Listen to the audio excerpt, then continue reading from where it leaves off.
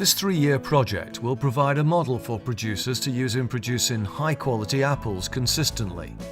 The aim is to improve production and handling techniques in order to improve product quality and new varieties for our region, such as Honeycrisp, Ambrosia and Ginger Gold.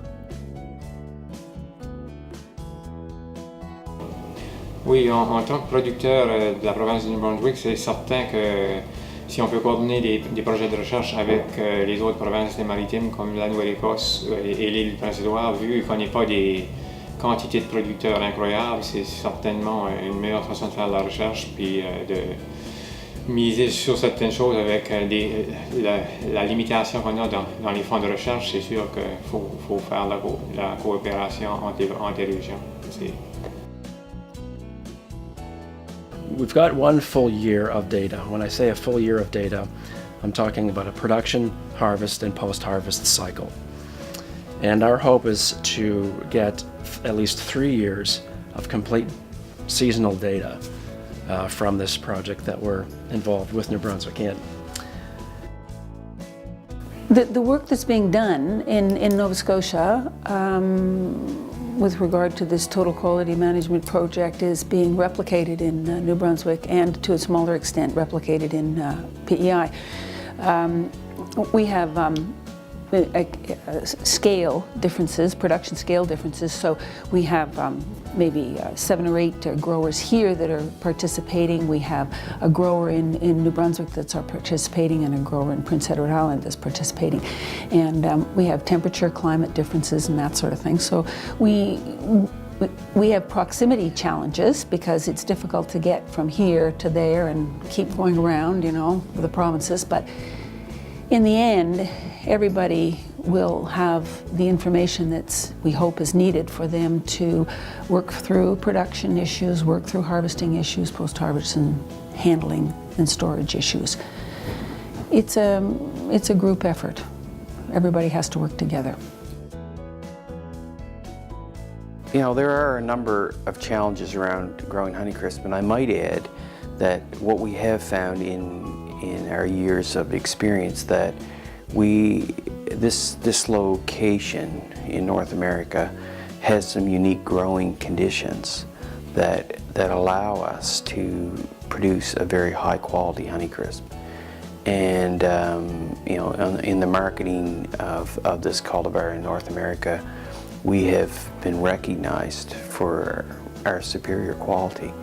But that being said, it doesn't happen without a lot of attention by the producers and as well as the storage operators. And so, you know, we have to make sure that the apples are of the size that the market is looking for. And so then we have to manage the crop on the trees. So that's an important part.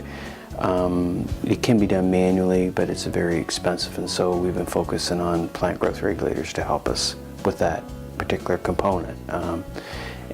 We have a number of projects that look at managing crop load and maybe even in some cases preserving the maturity, because that's the second component that we've found from our research, is that we have to be able to determine when is the optimum time to begin the harvest, as well as when we have to stop harvesting for like a long-term storage, and the fruit needs to be marketed, you know, quite quickly, like over like a 3 or 4 week period after harvest.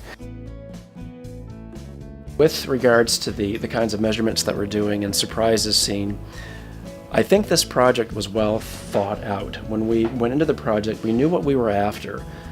We wanted to dig deeper with our data sets, and we wanted to test some new things. I think I can say reasonably safely that there have been no major surprises, just necessary confirmations. And one of the things that we have found is that the Honeycrisp cultivar does have an optimum harvest period. And what I mean by that is that there is this physiological period during harvest, and harvest can be an extended period or it can be a more narrow period.